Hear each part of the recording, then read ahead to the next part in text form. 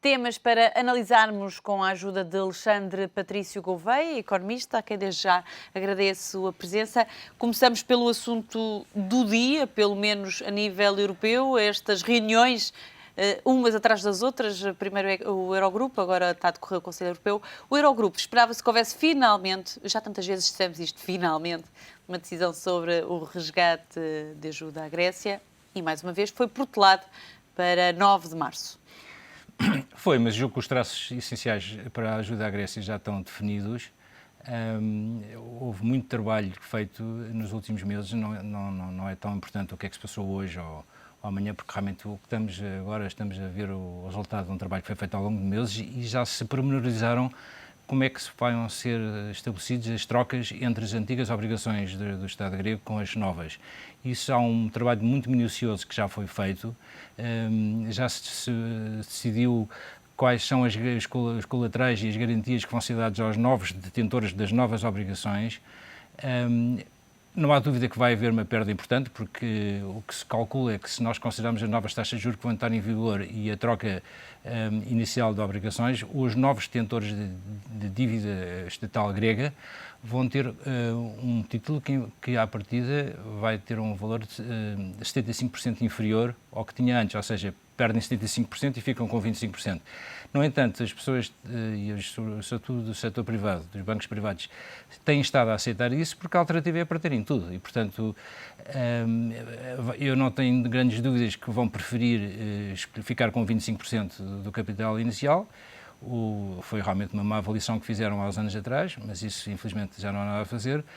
E a forma como está pensado e concebido pelas autoridades europeias esta troca é muito interessante, porque inclusivamente exige que haja um rácio mínimo de 90% para que esta troca seja considerada bem-sucedida, e em relação às pessoas que não quiserem aderir, está a ser contemplada uma possibilidade de se introduzir uma lei retroativa que obriga essas pessoas a terem que converter, desde que sejam menos do que 10%, a converterem em novas obrigações. E, portanto, eu acho que toda a gente que, no fundo, está a trabalhar para que essa troca se concretize. Agora, é apenas um passo de um trajeto muito longo ainda que a Grécia vai ter que trilhar, porque a Grécia tem problemas gravíssimos relacionados com a sua economia, que só foi possível de existirem devido a uma política um pouco irresponsável que houve durante muitos e muitos anos e que não é assim de repente de um dia para o outro que se altera e, portanto,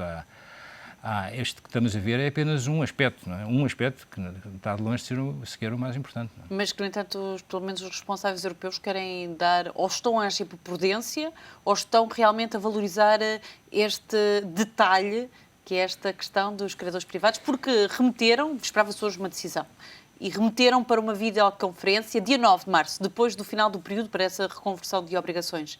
Por isso, ou é prudência, ou estão desconfiados que pode não estar assim tudo tão bem?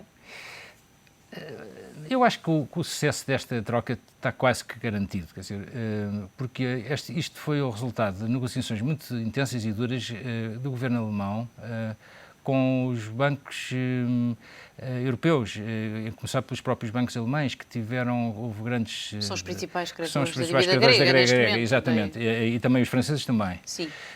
Mas, portanto, isso não foi fácil, as pessoas tiveram que ir assumindo que iam ter que ter perdas importantes, e isso foi um trabalho que começou a ser feito à vontade há uns 5 meses. Portanto, quer dizer, de lá para cá foram-se assentando princípios, nomeadamente o valor da perda que as pessoas vão ter que ter e também os detalhes que vão fazer com que isto funcione, mesmo nos aspectos mais detalhados, o que é que acontece a uma pessoa ou a um banco que não quer trocar e quer ficar com eles em carteira.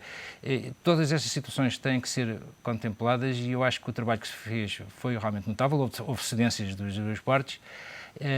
Os grandes vencedores talvez venham a ser, neste processo de troca, os bancos ocidentais, nomeadamente os alemães e os franceses, porque pelo menos vão recuperar uma parte do capital que tinham emprestado. Os perdedores vão ser, não há dúvida, a própria Grécia, de alguma forma, porque vai ter que assumir perante o mundo que não foi capaz de cumprir o que estava programado. E foi apenas um aspecto. Porque isso é apenas um aspecto e isso afeta a sua imagem, vai afetar durante muitos anos a sua imagem, porque ficou-se a saber que houve um descontrole total das contas. Que aquilo que a Grécia se propunha fazer, depois veio a ficar muito aquém da realidade. Portanto, isso tem um peso terrível para um país, em termos da sua credibilidade futura. A pior coisa que um país pode perder é a sua credibilidade, porque as pessoas deixam de querer investir, deixam de querer trabalhar, isso realmente, mas isso não há nada a fazer, a Grécia chegou onde chegou, e o importante é que, e julgo que esta é uma preocupação da Europa, é que os problemas da Grécia não sejam contagiantes para o resto da zona euro. Isso é uma preocupação clara, mesmo que a Grécia acabe por ficar no euro, que neste momento não é uma evidência, há certos procedimentos que estão a ser feitos com a Grécia, nomeadamente o perdão da dívida, que não se podem repetir. Que são considerados inaceitáveis para qualquer outro país. Disse que ainda não é certo que a Grécia não saia do euro. Continua a acha que pode ser afastada perante um cenário de que, supostamente, os responsáveis vêm sempre dizer que está a cumprir. Ainda há essa possibilidade de que tanto se falou há uns tempos, mas que depois deixou de se falar? As duas hipóteses existem claramente, quer dizer, não sei se cada uma tem mais que 50% de hipóteses, mas quer dizer, a hipótese da Grécia ainda conseguir, no limite, ficar, existe, também não se pode dizer que não existe, mas a hipótese de sair existe claramente. Aliás, nesta própria troca, que foi agilizada de obrigações, muitos dos analistas dizem que agora no dia 20 de março, que é quando há uma data importante para haver também uma troca de obrigações estatais, que provavelmente o Governo não vai conseguir fazer isso na plenitude e, portanto, o risco de haver problemas com a Grécia existe. E porquê que existem problemas com a Grécia? Porque a Grécia, bem ou mal, tem uma característica que felizmente não foi extensiva a qualquer outro país da zona euro por enquanto. É que a Grécia, depois de muita turbulência, depois de muita discussão parlamentar, acaba por aceitar planos que são propostos pela União Europeia, acaba formalmente por votar e até há uma maioria que acaba por aceitar as condições, mas depois a seguir nada acontece. Eles fizeram um acordo com o Fundo Monetário Internacional, só para falar alguns aspectos, em que se comprometeram a fazer privatizações, não aconteceu nenhuma. Comprometeram-se a despedir funcionários públicos num número considerável, até agora não aconteceu. Comprometeram-se a fazer reformas importantes nas leis do trabalho, não aconteceu. Foi um aluno muito mal comportado. Reformas importantes na saúde, também não aconteceu. Quer dizer, eles não fizeram nada do que aceitaram fazer e, portanto, isto é que dá cabo realmente de uma imagem, de uma credibilidade de um país e isto é que faz com que os mercados comecem a não levar muito a sério o que é que se passa lá, porque aquilo que é acordado lá e que é estipulado lá, depois normalmente não acontece. Nada. Ninguém acredita que vá a bom porto, pelo menos o que decidiram implementar. Isto lembra o caso português, saltando para Portugal, quando todos os nossos governantes gostam de enaltecer, por exemplo, quando foi da assinatura da privatização da REN, foi dito que 60% estaria já cumprido as privatizações, do plano de privatizações. Dá uma forma a mostrar, nós estamos a cumprir, nós somos bem comportados. Isso realmente hoje em dia, nós sabemos hoje alguma coisa que, por exemplo, há um ano atrás não era evidente que é que ia acontecer. Se nós pensássemos qual era a situação que existia em meados no final de 2010, ou mesmo já depois de termos pedido auxílio à União Europeia, já em 2011, o que é que se teria a acontecer em fevereiro de 2012 era um grande ponto de interrogação. E houve aqui um fator que eu acho que é notável e que deve ser bastante valorizado, que foi o sentido de responsabilidade e de cidadania que os portugueses demonstraram, que o povo português demonstrou. Quer dizer, nós sentimos coletivamente que tínhamos vivido de uma forma artificial e, portanto, tínhamos que corrigir aqui alguns hábitos de vida, mas aceitámos isso de uma forma responsável e mesmo sabendo que íamos ter sacrifícios pela frente. E isso acho que é uma característica que não era evidente que viesse a acontecer há um ano atrás. É evidente que ainda falta muito tempo e, portanto, as coisas ainda podem correr bem ou correr mal, mas eu acho que o povo português já deu aqui uma lição a toda a Europa de como é que, em nome de um reequilíbrio próprio, que toda a gente reconhece que é indispensável, está disposta a fazer sacrifícios. E isso eu espero que os governantes portugueses mereçam essa generosidade que o povo português teve, porque realmente tem sido notável e eu tenho a certeza que gera admiração em toda a Europa. Não nos podemos esquecer dos avisos do Presidente da República, que veio dizer, novamente, a austeridade tem limites, os portugueses estão a sofrer bastante. Quer dizer também para mostrar aos portugueses que compreende que a austeridade lhes está a ser pedida, para que não hajam cenários idênticos aos gregos. Não, claro que a austeridade tem limite, mas eu francamente acho que talvez não tivesse sido muito oportuno se o Presidente da República ter falado nisso agora, justamente quando os portugueses estão a demonstrar que estão dispostos a fazer um esforço, claro, que todos nós sabemos que há limites para tudo, mas não vale a pena desencorajar as pessoas, há que valorizá-las e dar-lhes, digamos... Mostrá-los ao fundo do túnel. Mostrar-lhes o que é que estão a fazer de positivo e o que é que estão a conseguir fazer. E isso é que eu acho que enaltecer o esforço que os portugueses estão a fazer, isso é que acho que é mais interessante do que propriamente estar a dizer que há limites para os sacrifícios, todos nós sabemos, mas a forma de se resolver o problema é que nós consigamos realmente alterar alguns hábitos de vida que temos e que são duros, mas que até agora eu acho que tem estado a correr muito bem este processo. O que não corre bem é o número do desemprego. Continua a aumentar. Isto dá uma forma à visibilidade de como os portugueses estão mesmo a sofrer. Uma taxa recorde em janeiro e a terceira maior da Europa já. É curioso a esse respeito referir o que é que disse o futuro presidente da Troika em Portugal, que é um etíope, Adebe Selassie, que eu acho que reflete um pouco o sentimento dos responsáveis pela Troika, seja o Fundo Monetário Internacional, seja o BCE, seja a Comissão Europeia. Eles, quando assinaram o acordo com Portugal em junho do ano passado, estimavam que, pela análise que fizeram da economia portuguesa, que ia haver aqui uma quebra do PIB na casa dos 5%. Eles achavam, e de uma forma fundamentada, que ia ser muito difícil evitar isso, porque havendo cortes na despesa pública que estava claramente acima do que devia estar, era difícil evitar uma caída do PIB de 5%, portanto é isso que está a acontecer, aí não há, infelizmente, grande novidade. Onde eu acho que eles se surpreenderam um pouco, e têm estado a surpreender um pouco, e julgo que estão atentos a isso, é no aumento do desemprego, que tem sido maior do que estava inicialmente previsto. Quer dizer, o desemprego estar agora em 14,8% é seguramente mais alto do que os responsáveis pela Troika estimaram em junho de 2011.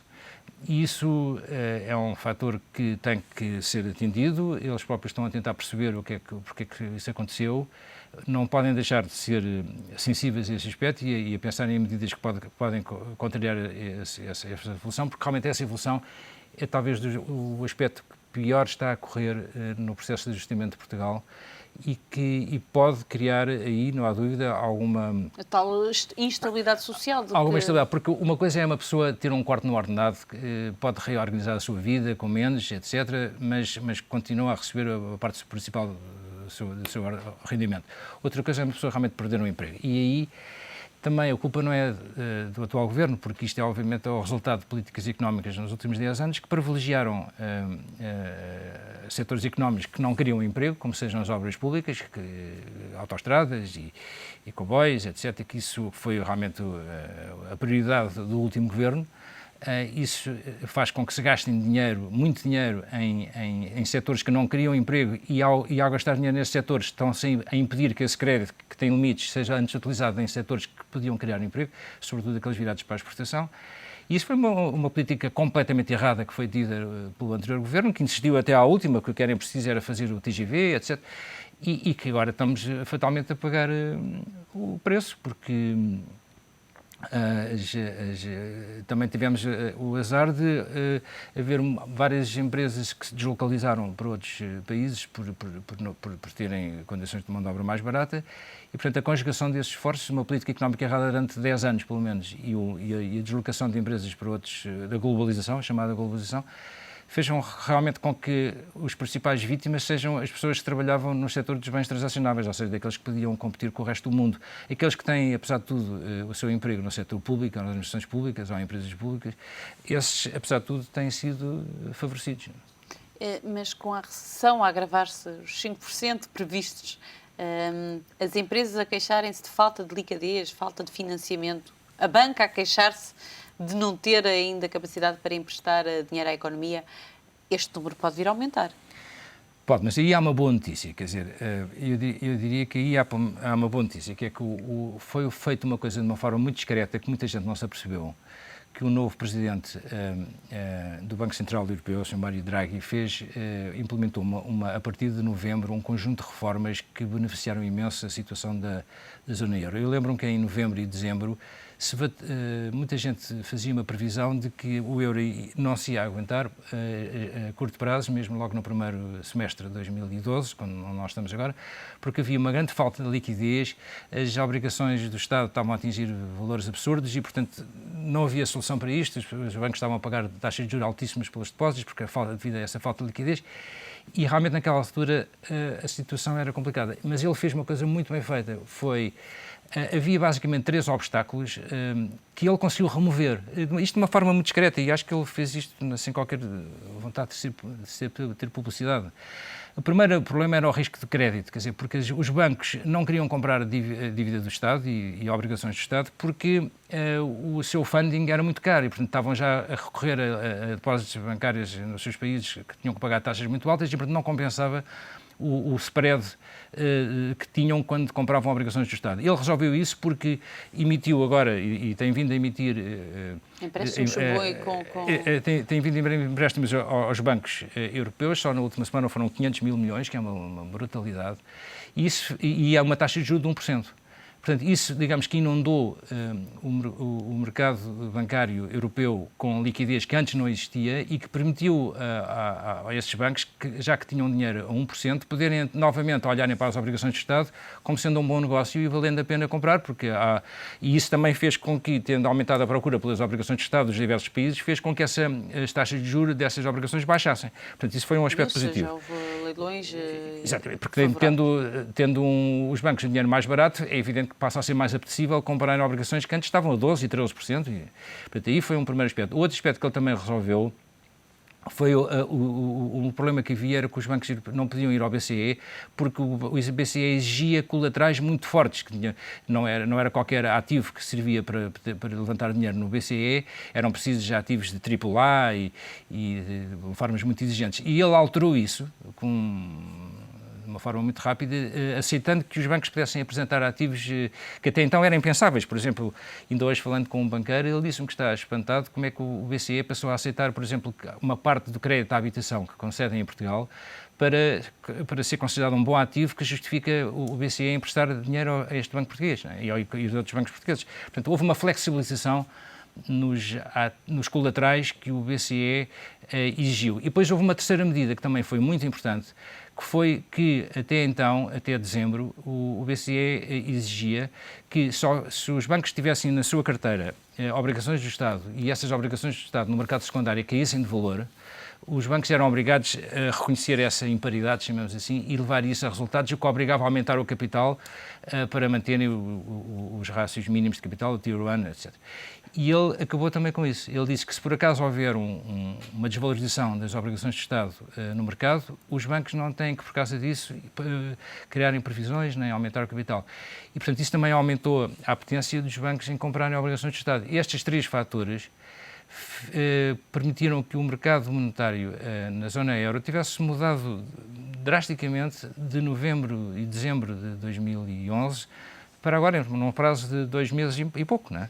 E isto foi realmente a habilidade do Sr. Mário Draghi. E que mereceu já aplausos de Angela Merkel, que hoje, à entrada do Conselho Europeu, fez questão de enaltecer o papel do BCE, o tal papel ativo que muitos já exigiam, ativo do BCE, neste problema da crise, dizendo que mostra que apoia ao euro. De alguma forma, este início de mandato de Mário Draghi é completamente contrastar com Jean-Claude Trichet.